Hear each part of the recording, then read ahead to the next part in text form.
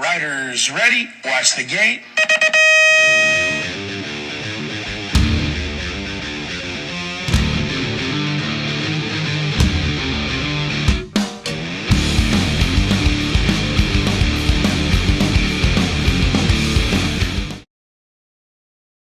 Hey, welcome back to the Dirty Knobs podcast.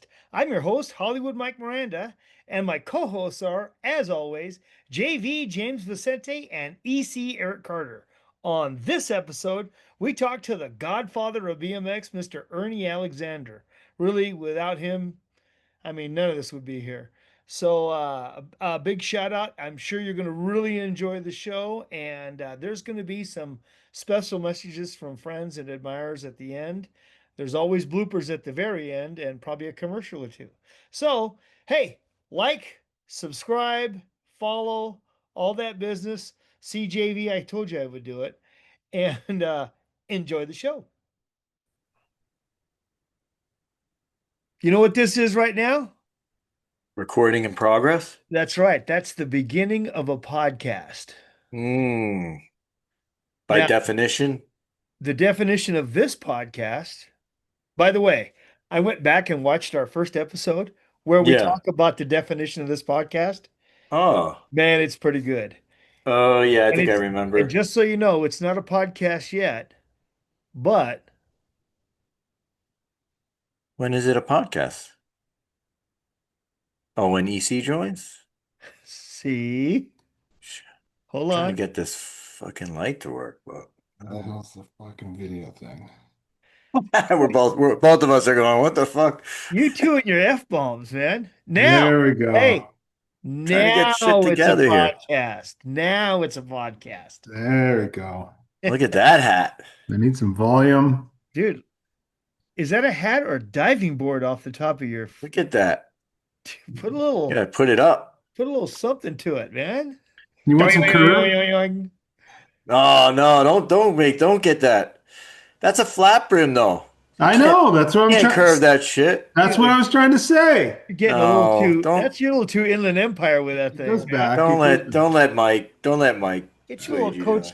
Get your little Coach Cleats bend to it. Dude, Hollywood's making a taco holder over there.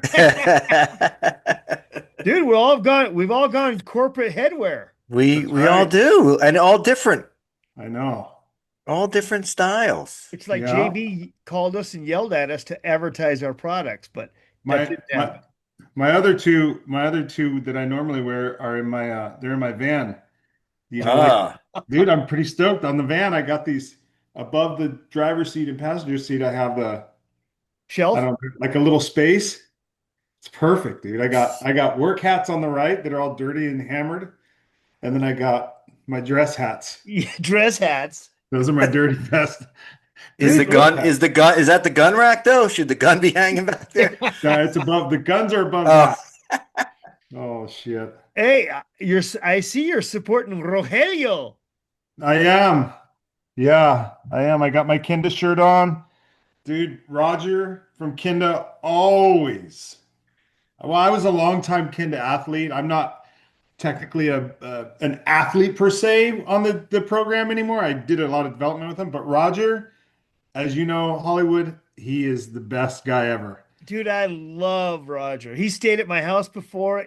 We just call him Rogelio. That's right. So he's Dude, and when he you're is not awesome. there, when you're not there at the event, Hollywood, that's what I call him. Just to remind him. Dude, I got it. So I'll get as far away from him as I can and Yeah. scream out as loud as I can, Rogelio. Yep. So good. You know what he does every time I do it? He just looks over and shakes his head and laughs. It's funny, man. He's a JV, good guy. what are you sporting, JV? No, just a black shirt. But I do have the corporate hat on though. Dude, That's right. check our buddy Jason Chang, the Changster. Oh. Yeah. Oh yeah, I saw That's him right. put those. I saw him put those on. I identify as factory. What I'm talking about. So good. Man, dude, we have, I would say, one of the most special guests we've ever had. This is we're going back in the way back time machine. And I would have to say that the three of us would not be on this podcast today. The three of us would not be friends. We wouldn't know each other if it wasn't for this man about to come on. Mm, That's No. pretty heavy duty. yeah.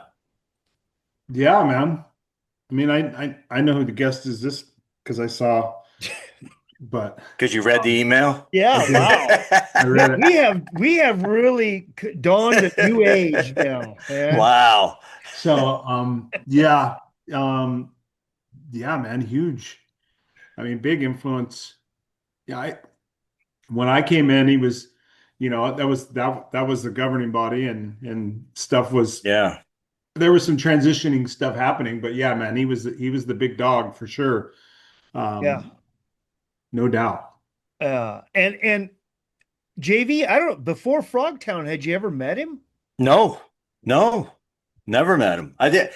In fact, it wasn't even, I mean, Frogtown, I got to say hi, but it wasn't until Dirty Fest last year. I got to talk to him for a little bit, but I mean, no, I didn't, being, I guess, on the East Coast, I didn't really have a lot Oh, of exposure, and I was a little later anyway, I think. So, but yeah, very interesting. I did some, my little research. So, there was a lot. Yeah, well, right. Yeah, yeah, I there was a imagine. lot. I imagine, but I also imagine it's kind of hard to find out more about the beginning of and what he did before, because I really don't know, to be honest. Yeah, yeah, exactly, exactly. You'll see that it's very broad, kind of broad strokes that I have. So it'll be interesting to get a little more, kind of get into the meat of the whole thing when we get them on. EC, Yeah. did you get a haircut? No, I just got it tucked up. Oh, You know, I Dude, cute, EC very is like the cute, guy very that works cute. at he's like the guy that works in the back of the restaurant, right? Doesn't put the hairnet up, he just puts his hair in right. the hat. Oh, Oh, there we Jesus. go. Wow. Wait, Yeah. talkie. Do it again and talk, Oh EC. my God. Yeah, that's what I'm talking about. Look at that shit. Big. Shaggy. Oh, That's real. It's shaggy time for a delicious. cut, man. I get my annual cut. I don't know when it is, but it's got to be coming up soon. It's coming up. It's usually family pictures, right? And we Oh Oh, yeah, yeah, yeah. right. Dude, how about this? He Right. cuts his hair in the winter. yeah, one time. Yeah, that's kind of like, isn't it the summertime we really should cut it short? And then, Yeah, yeah. probably. That'd be smarter, wouldn't it? I don't know though, man. I was telling my son the other day when we were standing in line for the Oasis merch, and it was blazing hot, dude. And I was like, you know what? It's okay, man. My mullet's covering my neck. I'm not getting sunburned. You got the So Mississippi mud flap. it is. It's a little bit of sunblock right there on the back of the neck. Hey, you All know right. what? I love that. Whenever I talk to our guest, I always call him Mr. Alexander. But my favorite name, I love that Bobby Woods always calls him Big Earn. He's Big Mm. Earn. Anyway, let's bring him on in. I love it. I told him not to be scratching his balls when he comes on the screen. What are we doing?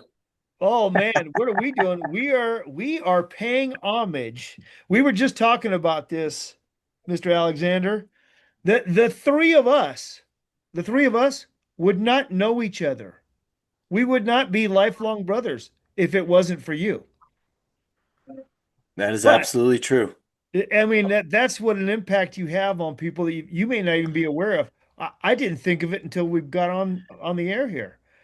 Hey, but before we start, tell him, JV, who do we have as our guest? Ernie, I'm going to give a little rundown here for some of the listeners that may not know your background. So if you can hold tight and you can double check if any of this is right that I'm going to say. But I want to we always love to give a little background of our guests. So welcome, Ernie. Hold Well, on, hold sorry, on, hold on. sorry. I call him Mr. Alexander. Yeah, You call can me Ernie. call him Ernie. EC, Yeah. whatever you like. I'll tell you Well, what, Bobby Woods always calls him Big Earn. I love it. Is that it? Is it Big Earn? Is that what it is, Ernie? No, it's just Ernie. There we go. That's perfect.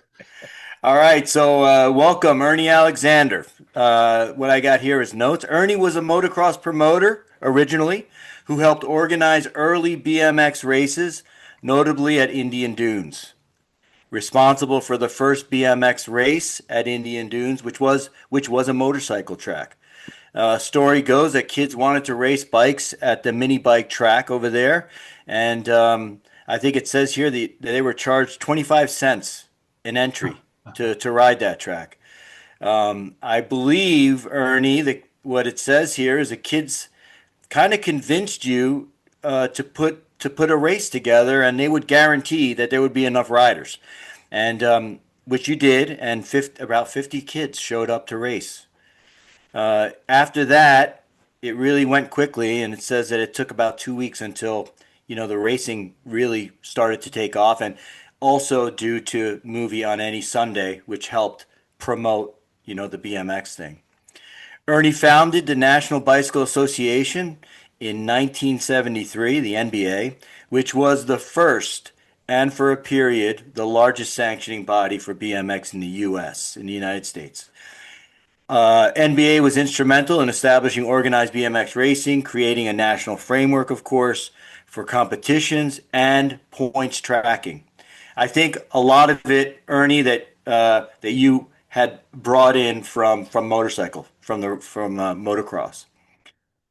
Established a professional division. The NBA was the first sanctioning body to introduce a professional division for BMX racers in 1974.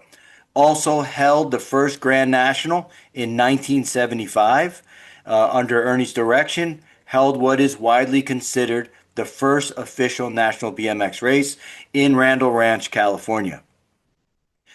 I guess post the merger between NBA and the NBL in 1981, it says here you briefly founded another sanctioning body, the Worldwide Bicycle Motocross Association, WWBMXA. Yes, Ernie Alexander is an inductee in the National BMX Hall of Fame, recognized for his significant contributions in the sport, obviously, particularly in founding the NBA. So, in short, Ernie is widely recognized as a key figure in the origins and development of organized BMX racing in the U.S., and it says here, earning him the title Father of BMX Racing by some. So, knowing that might be, there are other people that they might think is the father. I asked AI, I said, who is the father of BMX? Is it Scott Breithaupt or Ernie Alexander? And it said, based on the information, Scott Breithaupt is widely regarded as the founding father or godfather of BMX for organizing the very first BMX race, creating the first BMX association, and playing a pivotal role in the sport's early development. But Ernie Alexander, on the other hand, was instrumental in establishing the first national sanctioning body, which helped formalize and expand BMX racing across the U.S. Both individuals played a significant role in creating the creation and early growth of BMX. So both fathers, I guess, kind of came down to. But I thought that was interesting. I just wanted to throw that in there, Mike. Looks like you had some comment on that. Well, when you think about, and I don't want to take away from Scott, but Scott ran a race, right? In a dirt lot. Who knows how many people did that at the same time? But Right. Scott got recognized because probably Southern California and the motocross newspapers. I don't know exactly how the dates line up as to who started what or who did where, but certainly taking it to a bigger level at a motocross track. You know, Right. to me, the if Scott's the father of BMX, then Mr. Alexander has to be the The grandfather. grandfather. Yeah. Yeah. Yep. Or the grand poobah of BMX. So I got to ask a question. How do you feel about that, Ernie? Do you feel like you started it, or do you feel like was there someone else that you know of? Well, there were several other people besides Scott or myself. I'm the only one that organized the damn thing and made it happen. Yeah. Well, so Right. here's I have my list of stuff I want to ask you about, but the very first one is why BMX? Why? Well, because I was promoting motorcycles, and BMX was so damn quiet that I loved it. Oh, because the engine noise and the No engine. smoke. Yeah. The smoke and the noise and the yeah, I get that. Having spent time in a motocross track as a young man, I get that. I do miss the smell. I miss the I, smell of motocross. I miss it too. Yeah. Uh so I understand though from a couple of sources, you were quite the motorcycle badass yourself. Well, that's when I was younger and stupid. Tell me a little bit about that. Where did you ride and what did you ride? I rode a 650 Triumph in the desert. Oof. Oof. Oh With man. Wow. with about this much travel. At about 3 weeks travel. Gosh, dang. And then so how'd you start with the motocross promoting? I was a member of the Viewfinders, the motorcycle club, Yeah. and we did a Grand Prix at Indian Dunes. And that's when I decided we should do motocross there. And after several meetings with the guy that run the place, he wanted to have a sand drag strip. And we talked him into finally doing a motocross race. The first race we had there, 400 people showed up. And it's been there for what a run, about 8 years. Wow.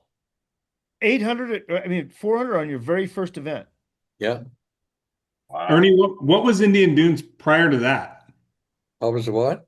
What was Indian Dunes? What did they do there prior to them wanting to do sand drags and your motocross racing? Well, they did a lot of movies out there, rentals, Gotcha. Hmm.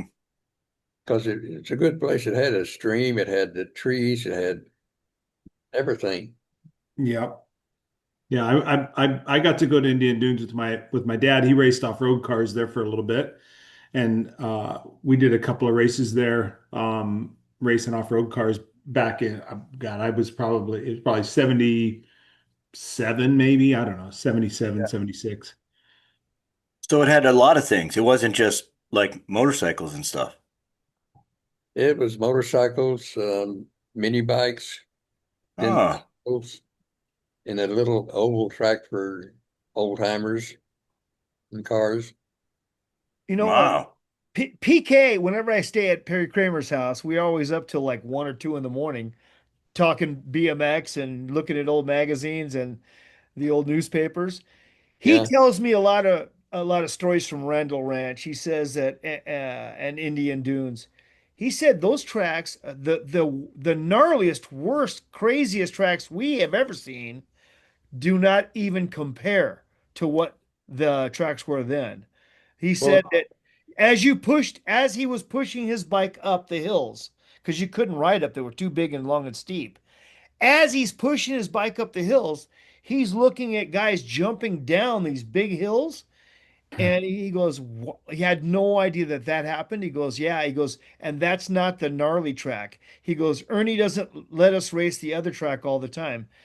And he was telling me that, dude, it was not uncommon for a quarter of the bikes to break. Broken bikes by the dozen at every race. I actually saw an interview with Ernie and he said that. He goes, in the beginning, kids would just show up with bike, whatever they could put together, and half of them wouldn't even finish. Wow. yeah, well, the kids would come out and break their bikes on the weekend and go to school and shop and rewild them. They had big wheels on the sides of the bikes to hold them together. He said that Perry was telling me that the head tubes would just leave and bottom brackets would just break straight down off the frames. Yeah, And then again he told me, he goes, oh no, I forgot who he was talking, either Marvin Church or David Clinton or somebody was like, oh no, he saw David Clinton come by and do this big fancy jump. And he was like, whoa, who is that? And he goes, oh, you're gonna find out who that is. yeah. And then he was telling me that that he said, "Oh yeah, again, no, this isn't the hard track. There's another part of it, the old track that you don't even get to race on because it's too crazy." I guess there was a separate track, Ernie, at some point. Well, it's probably down in Orange County. Uh, the big downhill we had there was so downhill that people come in to race, drive in and look at it, put their kids back in the car and go home. Oh my. But the little kids, well, they're crazy anyway. They don't fall. They're nuts. It's crazy. Well, we have it easy now, I think. The tracks today are compared to what we had back then for most tracks. I don't know about some of the big ones with those big pro gaps, but most of the tracks now are certainly tame compared to the pictures and videos I've seen of Saddleback and Indian Dunes, and those are insane. I mean, just the boulders alone that are on the track, you had to swerve around them. Hey, Ernie, of all the tracks that you ran or raced at or held nationals at, I'm dying to know what was your favorite track? El Toro. Tell us about El Toro. Why? What was it? That was the craziest track. What That made was, it crazy? What made it crazy? that's when people drove in and looked at it and took their kids and went home. Oh, because it had a huge Oh, downhill. Wow. El Toro. do you know that track, Mike and No, Eric? No. no. I never, I didn't even know there was a track in El Toro. The only one when Ernie, when you first said crazy track in Orange County, I was thinking Saddleback because that's the only one that I knew of that was remotely crazy. I wasn't even racing BMX then. My dad was racing off-road cars at Saddleback. We go over and kick around on the track. I didn't even realize till years later that there was a start hill farther up because we just rode down the bowl at Saddleback. So El Toro's news to me as well, JV. I never heard of it. Oh, wow. Same. I knew of Saddleback. I went there and watched the races once and raced there once. And yeah, that bonsai jump was insane. I mean, you basically you were going fast enough that the downhill that you jumped off of was a cliff. Yeah. Even though it wasn't straight up and down, you were going so fast Yeah. that you just couldn't you didn't touch the backside. And you jumped probably 25 feet down in the air. Oh my That's God. And, that and famous but pit. you still could touch the backside at the very bottom. You didn't Yeah. land in the flat. So luckily, no, I don't remember any frames breaking. Well, no, no bones either. No, sir. Well, when you stop and think That's about it, I think your original tracks put Gary Turner, Dan Gurney, Skip Hess, you put all those guys in business That's because funny. you had to get bikes fixed or they had to make, they had to make bikes and wheels and everything else just to survive those tracks because the old Stingrays were just letting go. Yeah. Hey, Ernie, did you have guys working with you when you were setting this stuff up, right? Like when you were starting to organize and then you were getting tracks such as Indian Dunes and El Toro. Did you have guys? I do the track for Dirty Fest, so I'm interested. Did you do the track layouts the at the races? Were you the one that came up with where the course should go, where the track should go, and the Yeah. obstacles? Big downhills. I had a kid that worked with me, Ted Gilmet. You probably know him. Yep. I would say that's a hillside. Build a track. He would take the tractor to the very top and just come down. Yeah. He just cut as he went and then get to the bottom and look up and go. There it is. There's the track. There's the track. Yeah, that's funny, Ernie. I raced mountain bikes over in Europe a bunch of years, and when we used to go over to France, some of those courses were so steep, we would always joke that they would tie course tape to the ass of a goat and chase him down the hill. And wherever the tape ended up, that would make the course. Yeah. Everyone knows Ted Gilmet as the factory Schwinn rider. I never knew he had anything to do with making BMX tracks. Oh yeah, yeah. Ted was a natural. He should be in the Hall of Fame. I'm sure he will be. Yeah. I thought he What was. now? Back then you didn't have starting gates, right? We had, the wooden gates. Oh, you Mm. did. We started out with a rubber band start. Yes, sir. That's what I knew. No. And when that thing hits you in the back, You go.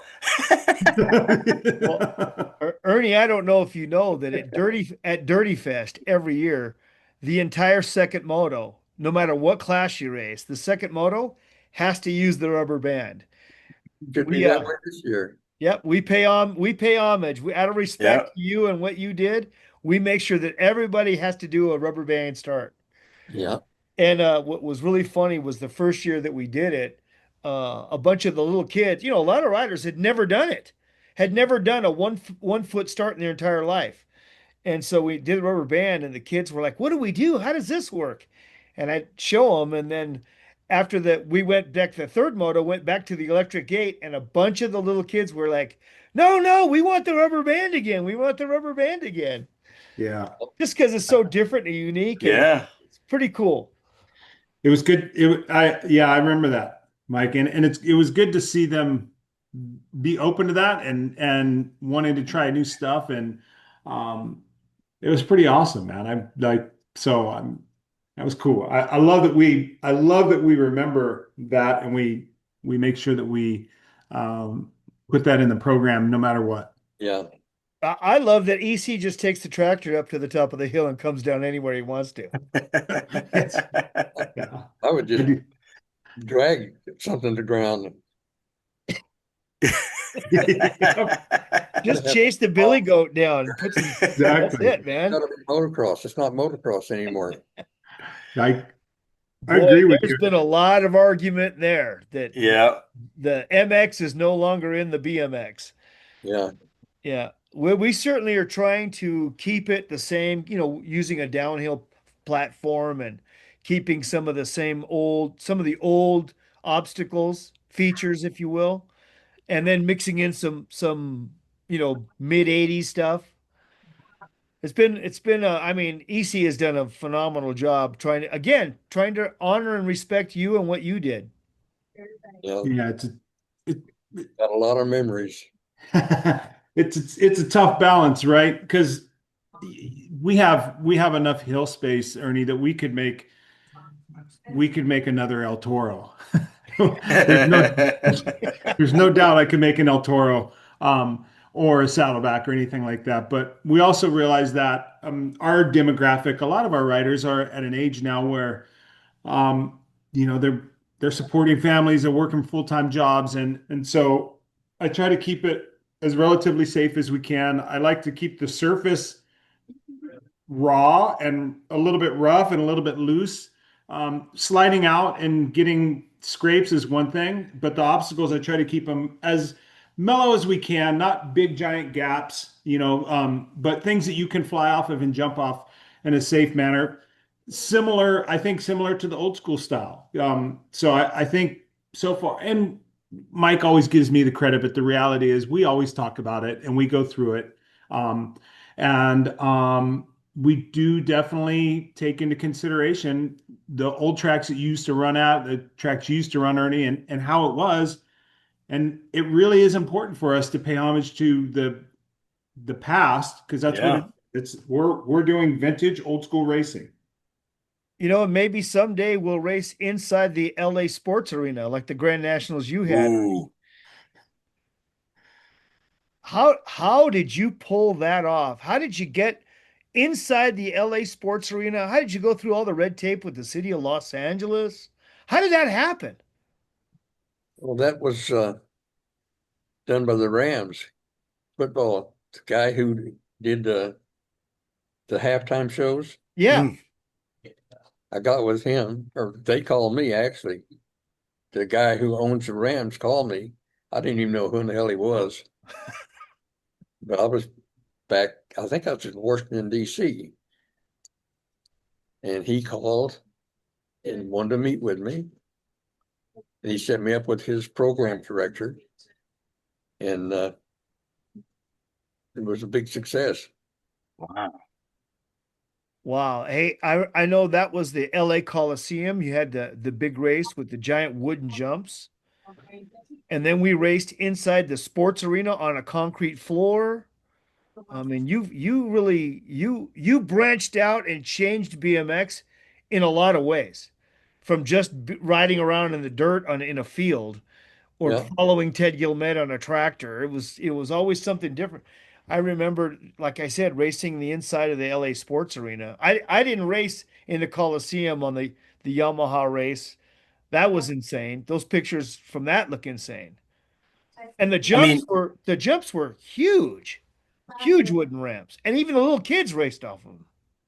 it's like you made BMX mainstream, Yeah, the, brought the, it to mainstream. the jumps at the Coliseum had no backside. It was just up and and they were 4 feet tall because it was it's plywood, right? 4x8. They were four and no backside, and you're just launching.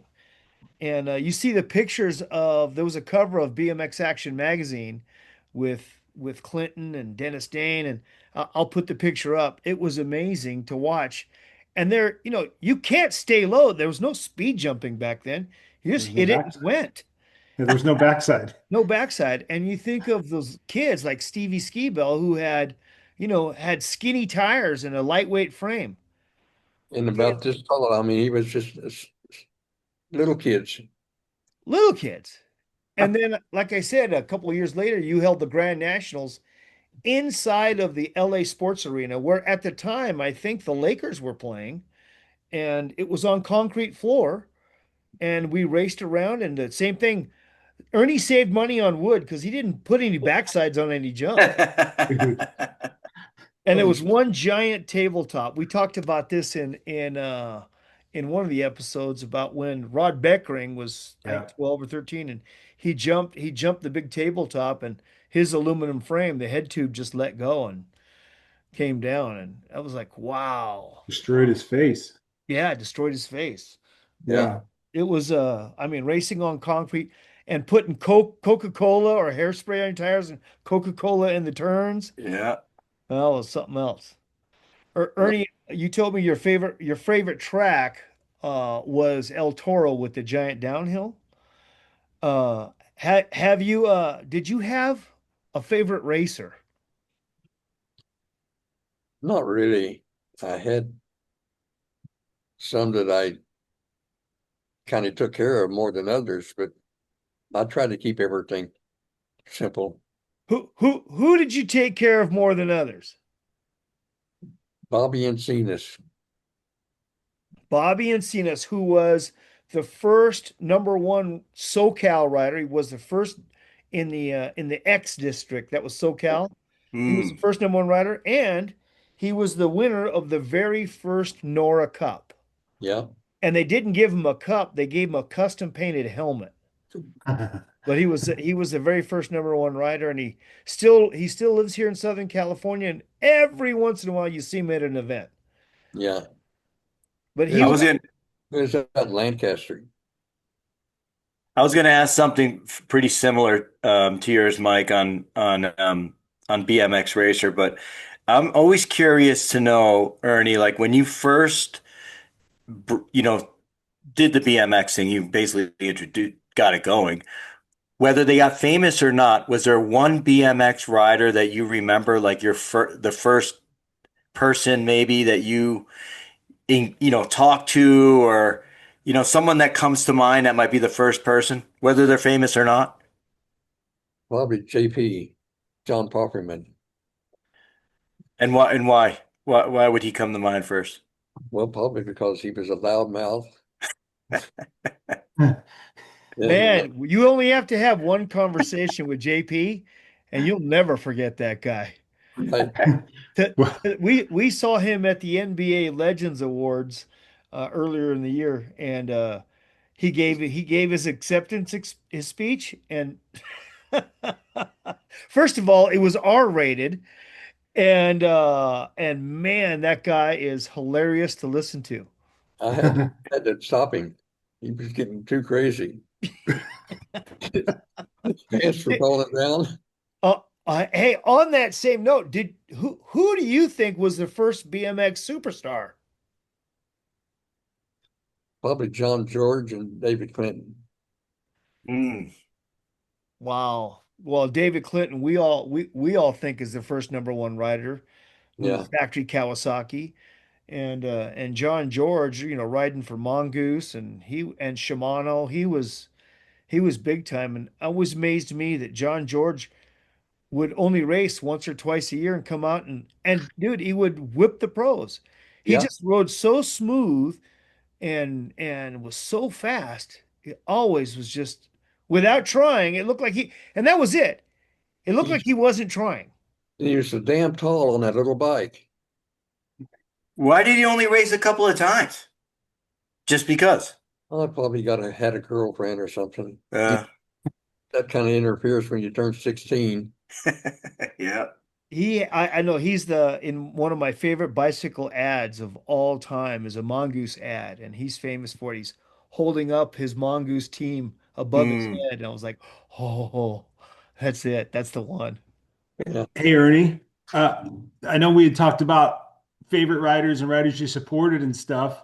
And outside of JP, who would you say is the biggest scoundrel, the biggest Mm. guy that you always were having to deal with that was doing just a thorn in your side all the time? Who would you say would be the biggest one?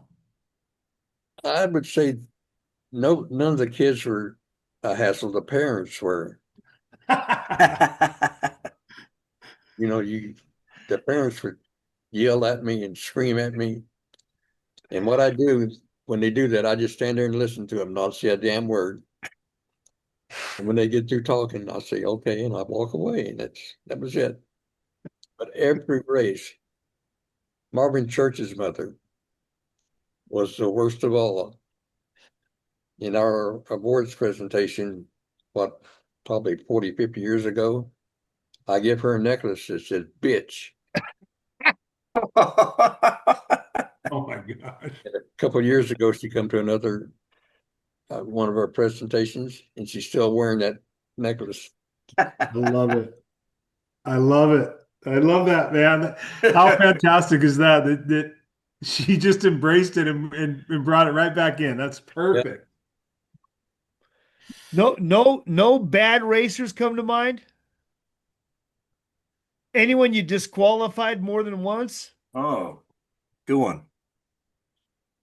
The kid from Northern California, the black kid, Stanley Robinson, Stanley Robinson. Mm. the Fresno Flash. I had to turn him around on the pro main event, turn him On the around gate. on the gate.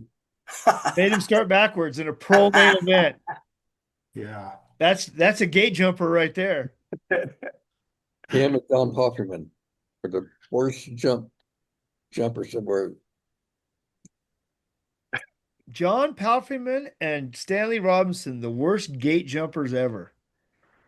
Yep. Criminal. Criminals. Now everybody jumps a gate. That's They all right. slingshot. They all do. Yeah, they all slingshot. We gotta get motocross back to where it's motocross again. Yes, sir. Well, we're trying. We're doing our part, Ernie. Yeah. We're doing our part. But And we agree with you 100%. We think that there's not to take away from modern day BMX, right? But both can coexist. yeah, Yeah. Yeah, there's a place for both. That's But right. it's hard for me to when I watch a race and I see the riders and their back wheel never leaves the ground. yeah, It's hard for me to think of that as motocross. If I went to Supercross, if I paid and bought my ticket and went to Anaheim Stadium with however many tens of thousands of other people and they took off racing and their back wheel never left the ground, I'd tear my ticket and walk out. Right. but It's Go ahead, Kids, Ernie. kids like to have something different.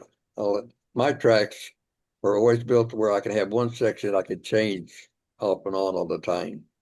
I put moguls in, Hmm. different stuff because kids, if they ride the same thing over and over and over, it gets boring to them. Yep. We make subtle changes every year to our track, Ernie, for that exact reason. But you only race it once a year. That's right. We do. Yeah. We And I, we only and I race it wouldn't once. say they're subtle. I would not say they're We subtle. we only race it once a year, because we put ourselves in a position, and we've framed ourselves as a reunion, um, as the reunion race, or the Mhm. reunion event. Yeah.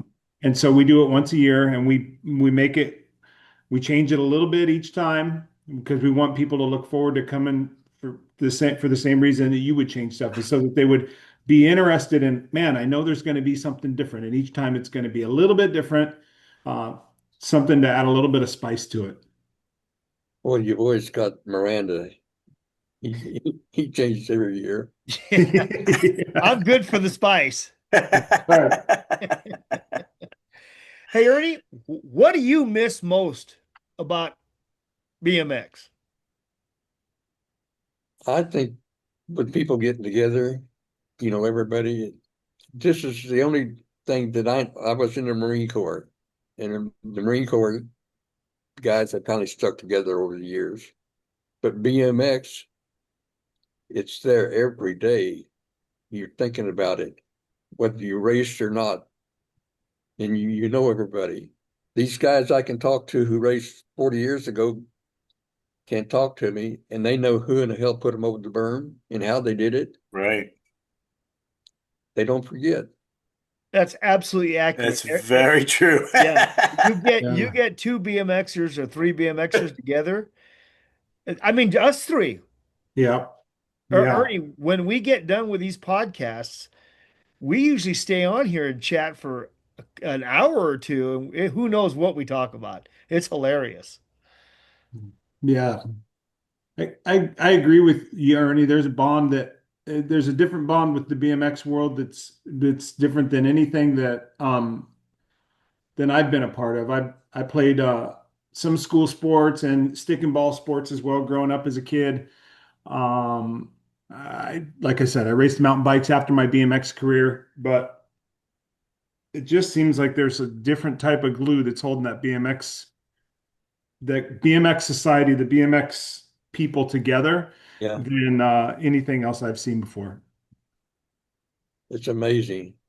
Yeah. I think it has a lot to do with also the age we were when we were doing this. Everyone is kind of young, what I mean? They're kind of young. EC, when you did mountain bikes, you were a little older, right? Yes. But being young and this being our every weekend kind of like get together for the summer is, you know, probably very much impactful than, Yeah, our you most know, our most influential years. right, right. Yeah, Yeah, exactly. we're Well put. spent with people like each other and people like Ernie. Yeah. Yeah. Yeah. Uh, Ernie, we're what we're doing now. I want to know what you're doing now. I know that you're active because Bobby Woods tells me Bobby gives me the Ernie report about every other week. Yeah. Did Bobby ever tell you about going on tour with us? Oh yeah, why don't you tell us about it? Yeah, please tell. He's never told me. No, me either. Well, on tour, I repainted two hotel rooms because they had bike tracks up on the walls. Oh, I rebuilt a bathroom that Bobby Woods threw an M80 into and blew it up. holy. I mean, him and Carl Burris was getting in more shit all the time. I mean, Carl Burris, who was the original BMX Plus test pilot, yeah. heck of a racer. I mean, when you talk about tours, that first tour, I mean, you went back to New Jersey? Oh, we did 16 races in a month, a race every 3 days. Wow. Ernie, how did that conversation go with the hotel and you when you found out that that toilet exploded? Well, it didn't go very good with me. Of course, none of the boys didn't know anything about it, except Bobby and Carl Burris. God, the problem with the tour is you drive all day, but you got 16 kids in a van asleep all day. So all night they're out screwing around. Right. They're Oh, yeah. wound up and And you're tired. yeah, Yeah. that's not fair. It was fun. It was fun. Hey, Ernie, can you tell me what you're doing now? I understand you're involved in Fast House. Can you tell us about that? Well, I'm involved in that. I come here and open up in the morning and go home at 10 o'clock. And what is it? Tell us about it. Well, I tell you, it started in a garage like 25, 30 years ago. And Kenny, my son, and has grown into an international company now. And they kind of take care of me. The people here are great. They, they had to hook up the damn computer for me this morning because I don't even know how to turn my damn cell phone on. That sounds like EC. Yeah, I'm right there with you, Ernie. Maybe I can get your guys to come over and help me. I'm telling you that I like to throw the damn thing out, but And I know that with Fast House, you've got, you've made custom jerseys for people. I know that that's their big line is their clothing. But I understand you got a special project going on right now. You're making and selling something.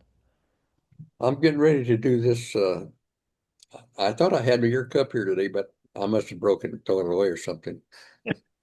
But this the cup. Hold it up there Oh, so we can hold see it up a little bit. See my assistant, she's doing that for me. I was going to Oh say, yeah, Ernie, look at that. hey, Ernie, you've got pretty hands. No, show. So Yeah, which one is that? that's Clinton. Dave Clinton. Oh, yeah. Stuart Thompson. Oh Oh, yeah, look at yeah. that. But what our plans are is to introduce 3 or 4 a month, and to get to where there's thousands of them out there, so people can trade them like they do trading cards. Yes, sir. How does one go about buying one of those? Well, you got to come out here. We're doing the I website. promise I'm going to come see you in 2 weeks. But All major credit cards are accepted yeah, at the Alexander house. yeah. If do We're they doing go to website Fast now. House to buy that cup? Well, I have them here. All Right right. Well, now. when the information gets out, we want to help promote that, Ernie. We Okay. all use coffee cups. Yeah, bring them to Dirty Fest. Yeah. That's right. Well, they're going to be at Dirty Fest. Don't worry. Yeah, that's great. You better bring a lot of them, Ernie. Yeah. Another thing we're doing is we're trying to get schools involved again. Great. We have a connections with the schools right now with a teacher a principal, and she's interested. She wants to get the kids back into it. And maybe we'll form a league to get rid of the insurance stuff. That would be fantastic. What do you know about these electric bikes, to small bikes? The Stasics? Yeah. Yeah, I think they're good. I think it's getting more kids, but I think that lends itself more over to motorcycle side of stuff than it does bicycles. Um, so I'm not a huge fan of the electric bike culture that has taken over for the youngsters, and the preteen kids or early teen kids, mostly because of just how fast they are and how dangerous they are for people, and the kids are getting really hurt. So But I think the Stasic product was a really good product for little kids to be able to get on something that's motorized and get the feel for a throttle and get a feel for that. I think it's personally, I think when they take them out to the BMX track and then they race them at nationals, I think that's like Fonzie jumping the shark, man. Yeah, I think it's a joke. I'm a big fan of of the balance bikes races. Mm. Huge fan of the Strider races, the balance bike, Correct. the little kids on those, because just like you said, EC, that's a stepping stone to bicycles, Well, Hmm. as I think the stepping stone to from Stasics is motorcycles. Right. I'm a yeah, huge fan. At our track, we call it we don't even call it balance bikes. It's the future pros. That's what we call them. And they get the biggest cheer. They get the biggest cheer, and we have special medals just for them. And Yeah. that's the most adorable. That's my favorite race of the day. So good. So I like good. to watch the parents run behind them. Yeah. Oh yeah. The So, parents get a bigger workout than the Yeah. kids do. hey, some things never change, right, Ernie? Yeah, somebody would start an association and just sanction the dirt tracks, get rid of all this asphalt stuff.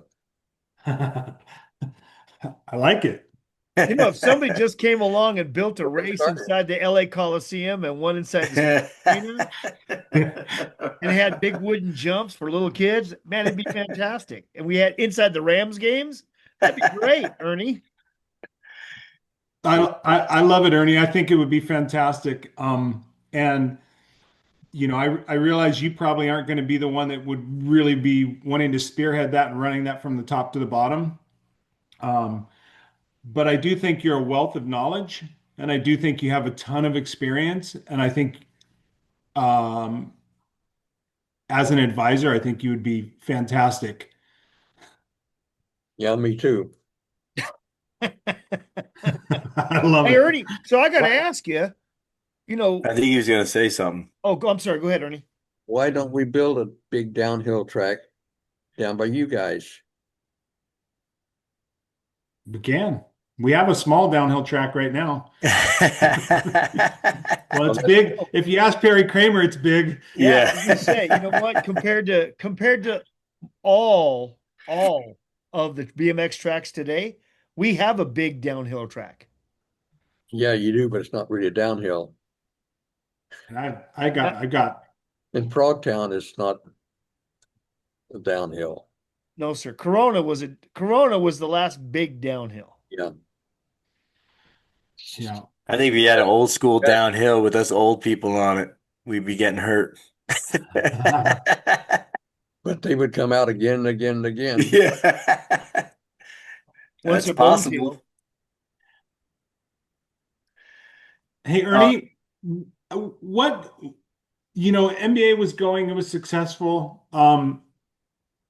Where did you go after NBA and why? What made you go, you know what, I had enough of this. I'm going to go into X. There were so many people trying to take over the NBA. I mean, big people like people you would probably know that, and it was a hassle fighting them off all the time, every friggin' day. And one of them drove into our back door at our office, stole all of our computers. Whoa. So I said, that was it. You know, the cops could do that because it's a civil case.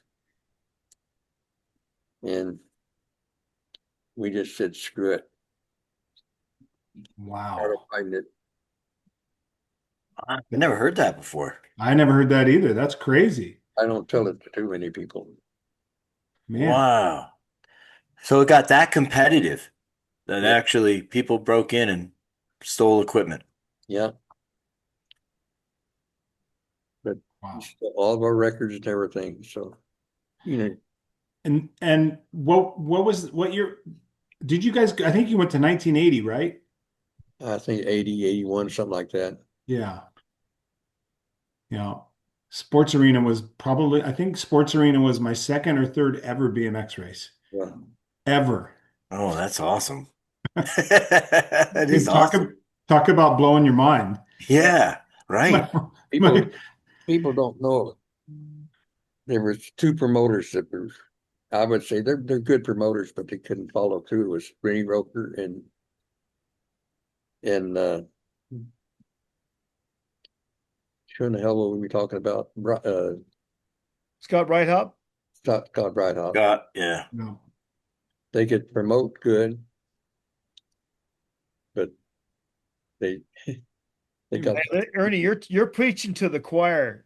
Listen, one of us can promote, but doesn't, the details on the back end are a challenge.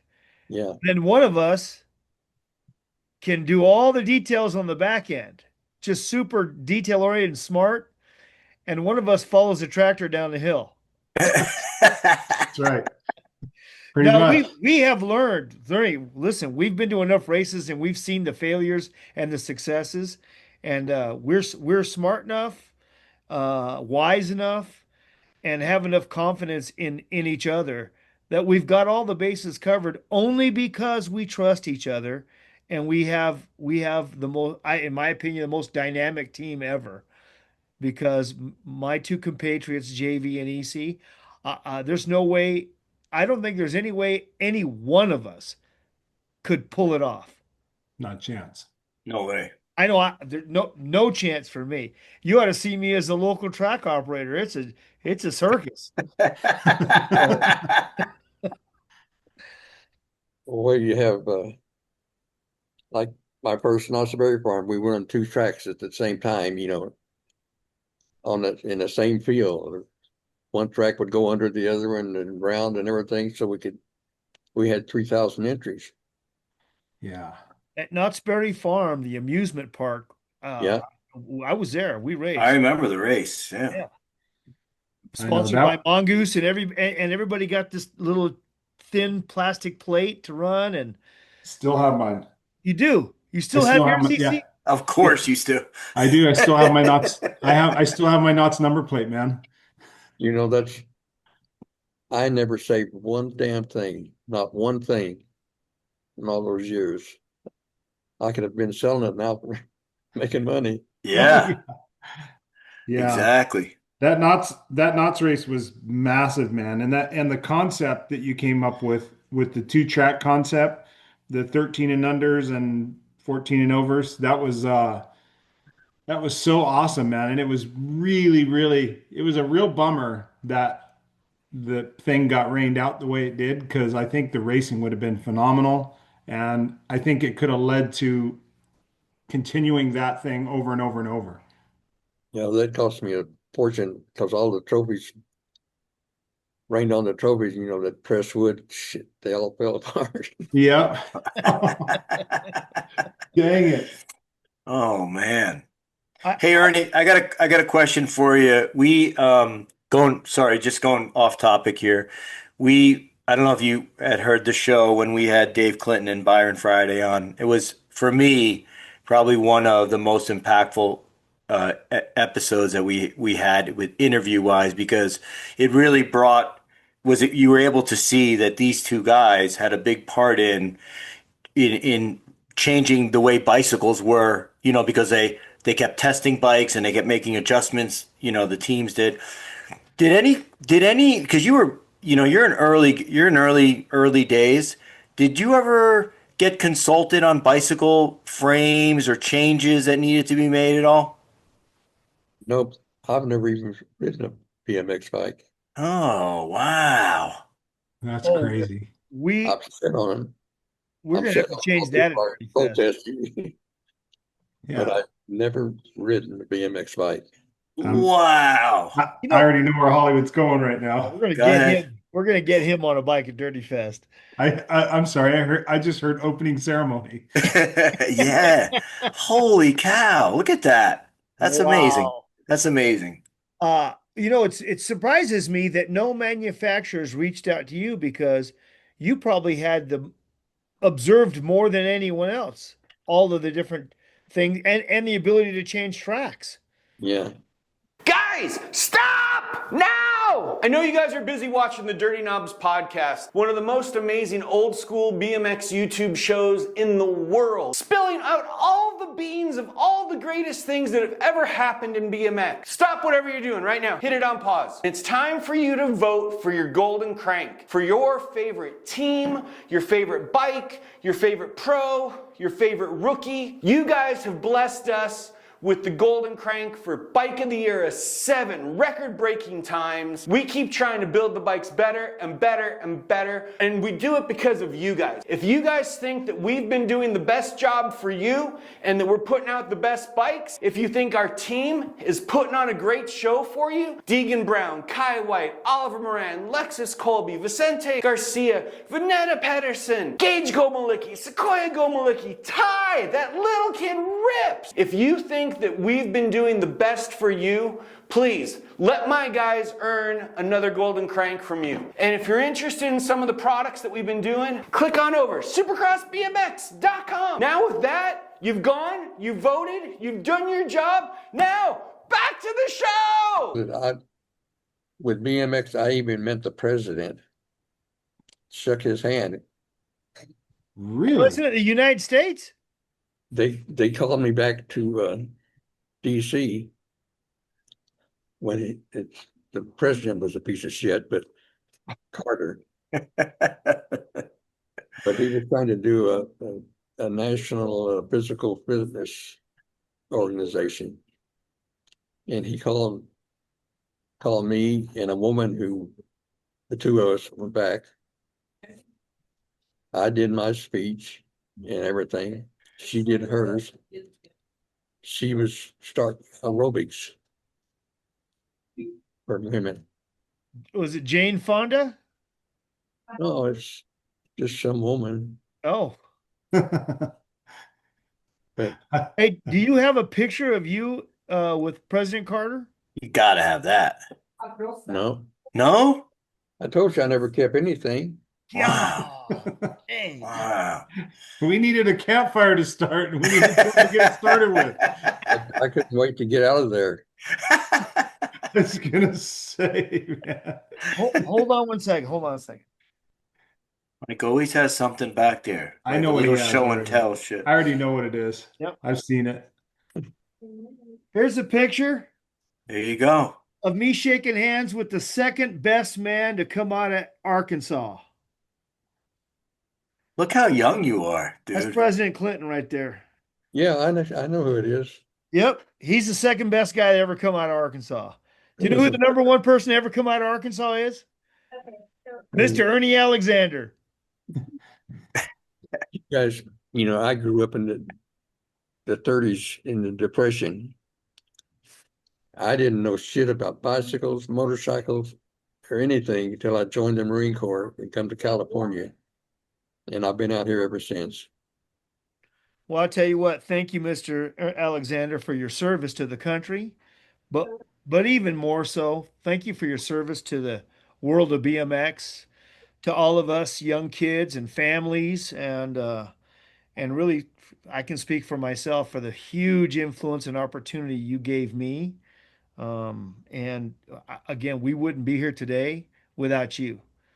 So you really are not just a grandfather of BMX, or you're really a huge hero to us all, whether we recognize it now or not. But I mean, you're also a good friend to me, and I appreciate you.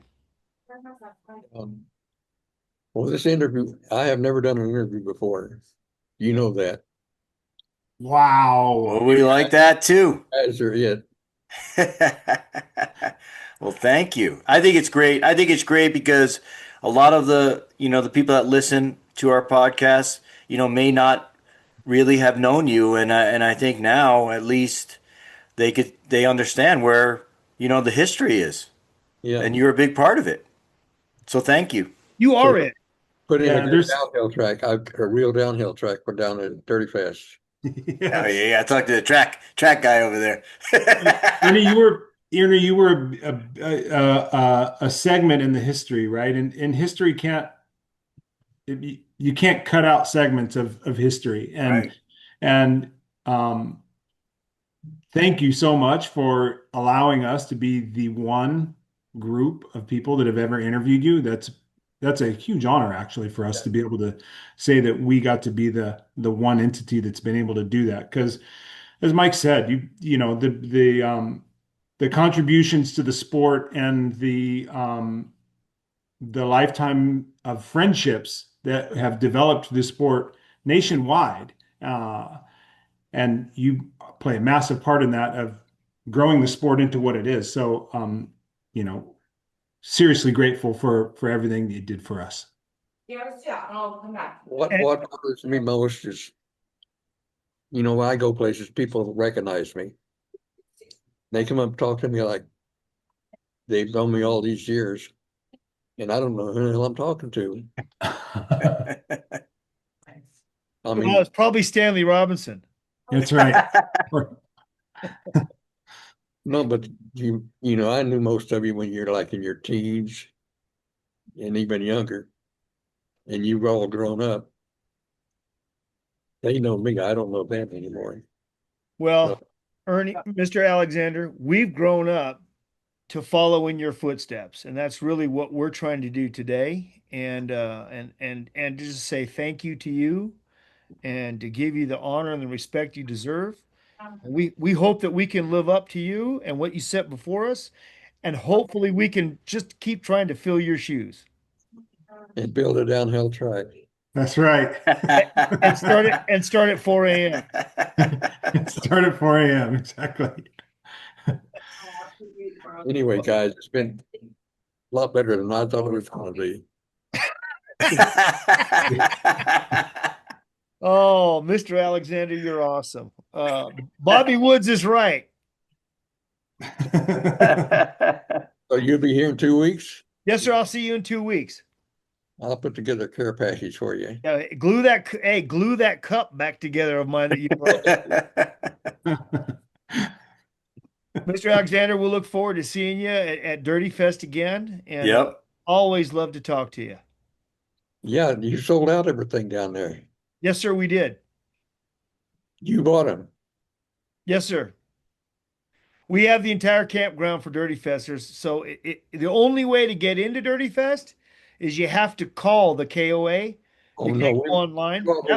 That way the entire campground is filled with BMXers. I know, but it costs so damn much. Well, you can sleep outside, out there in the street somewhere, but we won't have that. I'm going to have to sell a whole shit pot full of these things that weekend. I don't think that's going to be a problem, man. Honestly, I think Yeah. you're going to sell every one you bring. Yeah, People drink coffee and that what you got printed on the side of there is it's cool. To Yeah, sell it. Yeah, Yeah. no doubt about it. Other guys sell out of their stuff for sure. I think Eddie Fiola, Hollywood could correct me if I'm wrong, but I think Eddie goes through quite a bit of stuff that he sells. Yeah. Yeah, I think that based on the amount of people that we get, I mean, we're planning for 5,000 people. Yeah, So I think between everyone, we don't have 5,000 coffee cups and 5,000 t-shirts. So, and most people aren't going to just buy one. right. that's right. Well, Mr. Alexander, there's one more thing I got to thank you for, and I just want to say it. I'm not one to brag, but I just want to say thank you so much for this. This means the world to me. Well, To be recognized by Mr. Alexander as a BMX legend, and thanks to you, I got to keep my clothes on for that whole award festival. I didn't have to take any clothes off this time. that was fun. Next Yes, May, sir. we're going to have it here at Fast House. Oh, great! Well, we'll be there.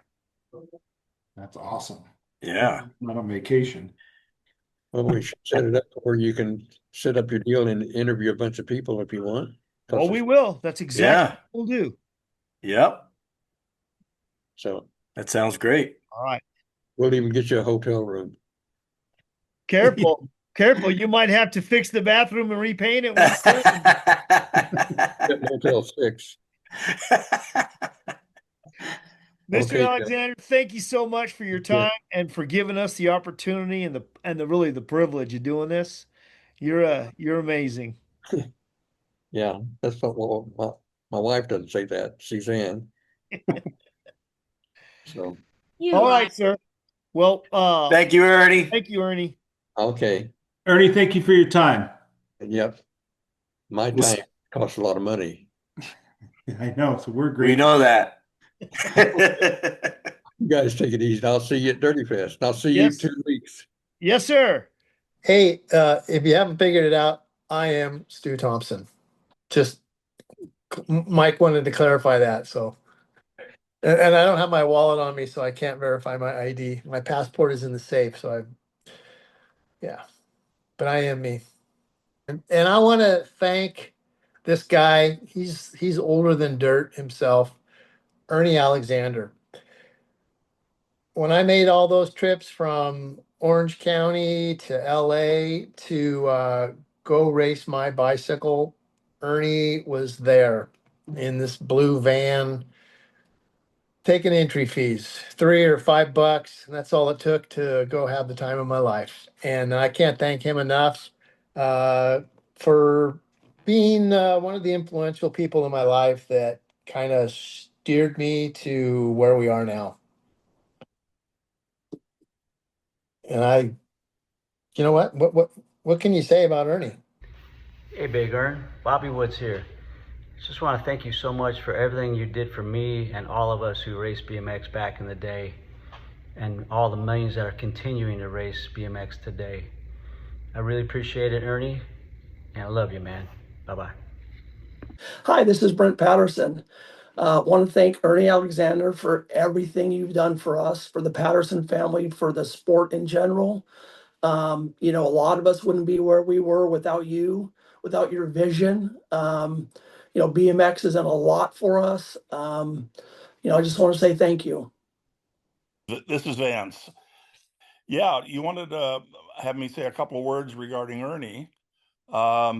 There's many words I could say about Ernie, but I'll cut it short because without question, he was the starting point, the foothold, what made BMX BMX. And I will not forget to mention Suzanne also, because behind every good man, there is a woman, and she doesn't get her due credit. But anyway, Ernie, getting it off the ground down in Southern California, and then bringing it up to Oakdale. That was the NBA. That was a big deal, I know, for all the Northern California riders to be racing in an NBA race, even if it was a kind of a funky little track at Oakdale. But then that got people from Northern California excited and wanted to travel down to Southern California and race the real BMX tracks. There were so many down there, and we wish we had that many up here in Northern California. But anyway, Ernie, I wanted to say thank you for all you've done in getting BMX off the ground and getting it nationwide. I mean, the tours were absolutely phenomenal. Not only from the racing standpoint, but the camaraderie that put all of the riders together. Fortunately, there was no cell phones, so everybody was able to get together and do things after the races and between the races on the weekends. And it was just a great time for all of the kids back then, and me. Any adult that had the opportunity to go along, it was also great. But anyway, again, thank you very, very much for all you did. You made a difference in a lot of people's lives, and I know that for a fact, because I know how some of the kids would have turned out if it had not been for BMX. And still to today, we have with the Dirty Fest and with Frogtown and with the other ones popping up around the country, it's getting all the old riders back together. And that is a good thing. We really need this back together right now more than anything else. So anyway, again, thanks again, Ernie, and I'll see you at the next event. Hey, Ernie. Just wanted to give you a huge thank you for making a lot of our BMX dreams come true from your humble beginnings in Southern California, the motocross scene, and then building it up, taking it across the country, and then to the world. You've had such a huge impact on all us kids so many years ago. And from this kid, I just want to say thank you. A big, big thank you. Love you, man. Hey, this is Byron Friday here. I want to just give a thank you and mad props to Ernie Alexander and Suzanne from the NBA. You know, back in 1973, 1974, 1975, this was really the genesis of BMX. At that time in my life, it was a rough neighborhood. Things weren't going so great, but what happened was BMX came into the picture and really just turned things around. So when I look at how my life could have turned out and how it actually turned out in real life, the opportunities that NBA through Ernie Alexander, all the people involved with the NBA, when the time came, a couple of years after the NBA started, we traveled the country, met all kinds of people, but the genesis of BMX, along with other promoters of BMX, is Ernie Alexander. And I just got to just say thank you massively for creating this culture and this big family. I love you guys. Hello there. My name is Cash Matthews, and I'm one of the first NBA writers in Oklahoma. And I was greatly affected by the life and efforts of one man, Ernie Alexander, who one day called us when we were 12 or 13 years old and running the first BMX track in Oklahoma. And Ernie called and said, "Hey, we would like to sanction your track." Now, of course, we didn't know what that meant. We thought we were in trouble, but thus began a wonderful lifelong relationship with the man we call the Godfather, Ernie Alexander. Just this year, we went out to California to honor him at the NBA reunion, and friends and fans from decades around got together just to say thank you to one of the most enduring figures in all of sports, not just BMX. Ernie has had an impact on tens of millions of kids who are now tens of millions of retirees. And what an impact he has had on the lives of so many. And I am so thankful for that one phone call that happened in Shawnee, Oklahoma in early 1974. Thank you, Ernie Alexander.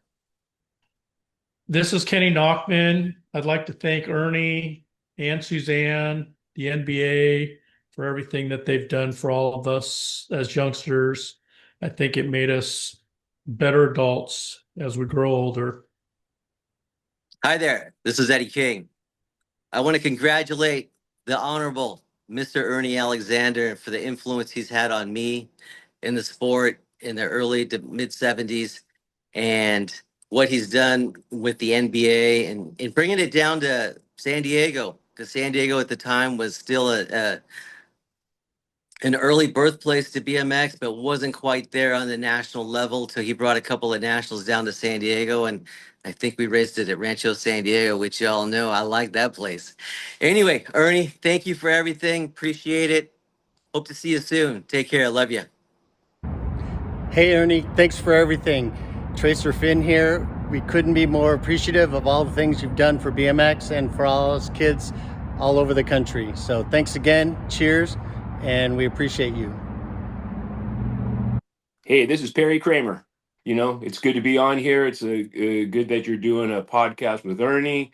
There's a person that ton of us BMXers, especially all of us early BMXers, owe our gratitude to. Me especially. You know, I'm wearing the NBA right here, wear it proudly at all times. You know, a few reasons. One is more of the obvious. The second one is more of a personal one for me. You know, I'll start with the obvious. Without Ernie's tracks in the Los Angeles County area, in the San Fernando Valley, I mean, I raced, you know, he bit Soledad Sands, Yarnell Street track, Castaic Lake, the Radical Randall Ranch track, Lemon Tree Mall, even the Encino Velodrome, And of course, the one that was the staple that lasted the longest, the Valley Youth Center. So without those tracks and Ernie running them, none of us would have had a place to prove ourselves, or make our names. So thank you very much, Ernie and Suzanne, for the work that you did, with all those tracks and giving us, the places to race. On a more personal note, without Ernie, my career probably wouldn't have really happened, just for the reason, in that early, in the early days there was a few teams that were around. I was on one of the Dirtmaster teams, but in 75 there really wasn't that many teams. I wanted to get on a team, and Ernie really helped out. First of all, he was opening a ton of tracks in all around California, and whether it was San Diego, Northern California, Central California, Ernie would be opening a track on the weekend, and what we would do is we'd go there on a Friday night and race the Valley Youth Center, and then he would, get together his group of traveling racers, which I was usually one of the guys that was on there. Myself, John George went a lot, Neil Bonds, Billy Wuda, Ted Gilmetti, Bobby Encinas was almost always on that. So he had his group of guys that he would take, and he would tell us, hey, you better go there and kick their ass, right? And most of the times we did, but not always, but usually we did. So that was good. When I wanted to get sponsored, there wasn't that many teams, and finally Ernie put together a sponsorship where I got frames, forks, bars, all the hard goods from Skip Hess at Mongoose, all the components from Shimano. But I raced for NBA. Ted Gilmet and myself, we raced for NBA, and that was probably the greatest sponsorship ever. And I was glad I got to pay him back. In fact, the first big national of 76 was the NBA Winter Nationals. I won that racing for NBA, won the open class of the Trophy Dash. The second big national was the Oakdale Central California National, where Ted Gilmet won his class and the Trophy Dash. So, when we both did these wearing NBA jerseys, and that turned out to me to be an introduction into Mongoose and being part of the original Mongoose team. So thank you very much, Ernie, for everything you did for BMX, for the tracks, for me personally, and all these other guys personally. Thank you very much. We love you. I love you from the bottom of my heart. Hey, this is John Cruz. No, we're not having an earthquake. I have Parkinson's. What do you think of that, Michael? We ought to pitch in and get you a gimbal. That would be nice. But seriously, this is John Cruz, and I obviously have something going on, and I was diagnosed with Parkinson's 20 years ago this year, actually. I've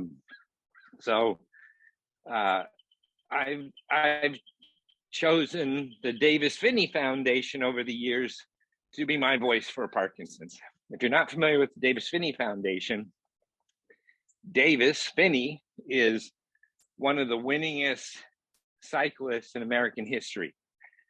He's the roadie, if you guys remember those roadies out there, all that Lycra and stuff. But he is just a great man. When he was diagnosed with Parkinson's, he decided to make a difference in people's lives. And his choice was to start a foundation. And that foundation obviously wishes for a cure for Parkinson's, because there is no cure at this time. But they recognize that you have to live with Parkinson's. And your caregivers are having to live and take care of us. And the Davis Finney Foundation, that's what they do, is they only look for a cure, but they look for ways to enhance the quality of life for Parkinson's sufferers and their caregivers. So I appreciate all of you supporting the Davis Finney Foundation. It certainly means a lot to me. I know we all have something, right? So I think it's important to give back to our communities, whether it's BMX or a foundation that's close to your heart. If you don't have one, please choose mine. I appreciate you. Well, thank you, John Cruz. You certainly have made a difference in a lot of lives, including mine, and giving us the opportunity to do something good for somebody else is fantastic. So thank you. Thank you so much. And on behalf of John Cruz, please find a way to give something to the Davis Finney Foundation on behalf of John Cruz, the Dirty Knobs, and your entire BMX family. Thank you very much. Hi, this is Gork from the BMX Hall of Fame here in Tulsa, Oklahoma. We're open Monday through Friday from 9 o'clock till 5 p.m. And come on by, check out the 50 plus years of BMX history. This is our 40th year of the BMX Hall of Fame. We have over 185 inductees and counting. And our Hall of Fame ceremony is going to be this year on September 20th. And we have Hall of Fame weekend, Friday night reception, Saturday a bike show, vintage bike racing, a whole lot of cool activities going on. And then Saturday night is the BMX Hall of Fame ceremony as a ticketed event. So you have to buy your tickets on Ticket Spice, and hope everybody will be there. Hey everybody, Sean here from Rad BMX Builds. If you don't know who I am, I'm retired military owning a small veteran-owned BMX company. I specialize in social media content and build old school and retro BMX bikes from predominantly the 80s. Sometimes I dabble into the 70s and into the 90s, but 80s are my area. I'm a Gen X kid and I love this type of stuff. So if you like old school BMX builds and content, events and shows, make sure you give me a follow on Instagram at rad_BMX_builds. I also have a YouTube channel. Go check us out on YouTube at Rad BMX Builds. I wish all of you a very merry BMX-mas, and as always, stay rad. Hey guys, Matt here from the Nostalgic Neighborhood. We're building a community of friends reconnecting with the best parts of our youth, 80s pop culture, skateboarding, and of course BMX. We've got video coverage of events like the Buckeye Bike Show, Flatland Jams, the BMX Hall of Fame ceremony, and then the Rad event down in Texas with Kevin Hull, Eddie Fiola, and Hollywood himself. Oh, my third dramatic exit. I've shared bike builds, we've relived childhood memories, and I've even started flatland riding at 49. In 2025, we're ramping things up, more BMX, more nostalgia. Join us for the fun over on YouTube and Instagram. Yeah. Well, welcome, riders. My name's Kevin Wilson from the BMXers podcast, and I want to make a personal invitation to all you dirty bastards out there to come and watch. If you're into old school BMX stories, old school trivia, or building old school bikes, I'd like to invite you to come by the BMXers podcast on the BMXers YouTube channel and check us out. Leave me a message, subscribe, leave me a dirty message. It doesn't matter. Want to hear from you. Thanks very much. And keep watching the Dirty House podcast because that's where it's at. Peace out. Thanks for everything. Hi, guys. This is Danny Pena from Danny Pena BMX Racing on YouTube. I like to review BMX races. I love going over BMX magazines such as this, BMX Action being my favorite. Huge fan of the Dirty Knobs podcast. I love the fact that they're giving me some support on this. I love talking about BMX. Please go to my channel. Like, subscribe, comment. I come up with videos just about every week. Love talking BMX. I do a lot of the old stuff, new stuff, mid-school, whatever you want. Come to my channel. Thanks a lot. This is Jay Oaks with BMX Breakthrough. Our mission is to grow the sport at the local level. We've reached out to TOs across the country to say, what is your need to better reach new riders, both young and old? And we've put a financial number to that to make it easier for sponsors and donors to jump in and say, I got this one. You can check out our website, bmxbreakthrough.com. Reach out to me directly, jay@bmxbreakthrough.com. We've got our social media at BMX Breakthrough. We've got the podcast as well. Thank you so much for your support, and let's get more kids and adults on bikes.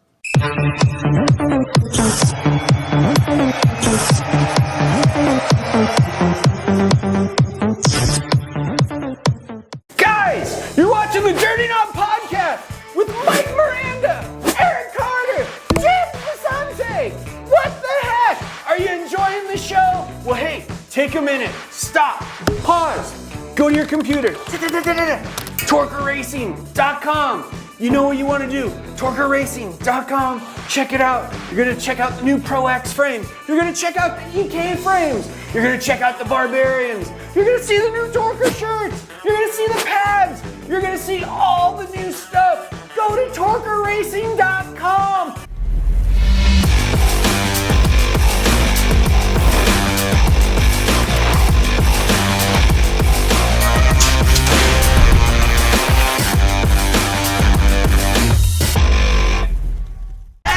You dirty knobs! You've been watching the Dirty Knob Podcast with Mike Miranda, Eric Carter, and James Vicente. Guess what? Now, I'm Bill Ryan. This is Supercross BMX. You need to click on the supercrossbmx.com. Come on over! Buy stuff! We need to sell stuff so we can keep in business, so we can keep supporting the show! Come on! Do it!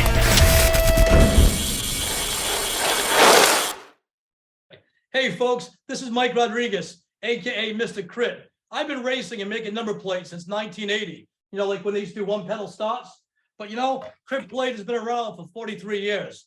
The last 4 decades, the who's who of BMX have raced a Crit number plate straight to the handlebars. And you know, you get that guy Mike Savage, the international man of BMX, still doing it strong. And you know, back in the day, the plates used to be reversible because there was multiple sanctions, and you could put, you know, one sanction on one side, one on the other. Now you just got one. But Crit is still reversible, and that logo is still on the back for guys like Mike and you rad guys, you know, like Mike Miranda, who would turn those handlebars and twist them up. And we got it rad just for you.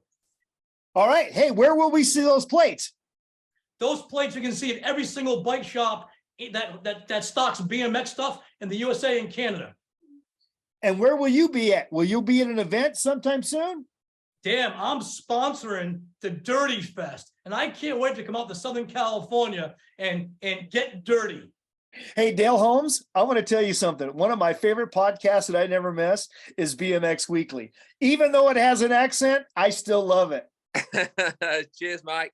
You can get all the podcasts on bmxweekly.com. Old school, mid school, today's school. Check it out. Yeah, BMX Weekly. Hey, here we go. Hey, Beer Budget BMX, baby. Coming at you live from the Beer Budget studios over here at the Hack Shack Quarantine. Oh, man, we're coming in hotter than Satan's nutsack. Yeah, we are dirtier than an Alabama strip club where reclass pros go and get lap dances by their half-sister. Yeah, the only show that'll make you second-guess your life choices like a Amish on an e-bike. Hey, if you guys enjoy what you just listened to, make sure you tune in every Wednesday night to the All Things BMX show, the only live streaming podcast show in the game right now. Even ask Mike. He's been on. Vicente's been on. Still waiting for that other guy to come on the show. You can find us on YouTube, Twitch, and Facebook. And you can also find us at allthingsbmxshow.com. I didn't realize we were the first ones to ever interview him. I know. Well, we learned a lot on first things. Yeah. Never rode a BMX bike. Never rode a BMX bike. Amazing. And you're right, EC. He's the perfect guy to do. How do we get him down the track? Tommy Brackens can ride him in the side pack. Oh, hell no. I wouldn't do that to anybody. Hey, that's a nice cock you have. You like that? I just had to say it on. I see it way up there. Yeah. I had to see it on. My wife has a couple different things up there up on the deal. Dude, we have the same setup and we have like 3 or 4 of those chickens up there. The same thing. I don't even know how you get it up there. It's like that far from the touching the ceiling. Well, that's what happens when your cock is so big it almost touches you. It drags, huh? Where's my whiskey shot? Oh, that's making it in. Hold on here. I got a composure here. I'm smiling too much. And then I'll start laughing and I'll lose my train of thought. And 4 of the people I talked to said, "Oh man, I have a doctor's appointment today. I'll have to call you when I'm done." And I'm like, "Damn." Bunch of old fucking codgers, man. That's crazy. So, what is she telling you, Ernie? Is it lunchtime?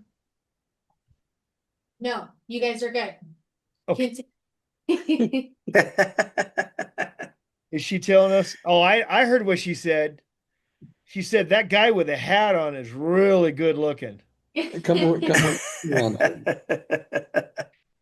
I didn't say which one. Hey guys. Hey. Hi, how are you? Good. How are you?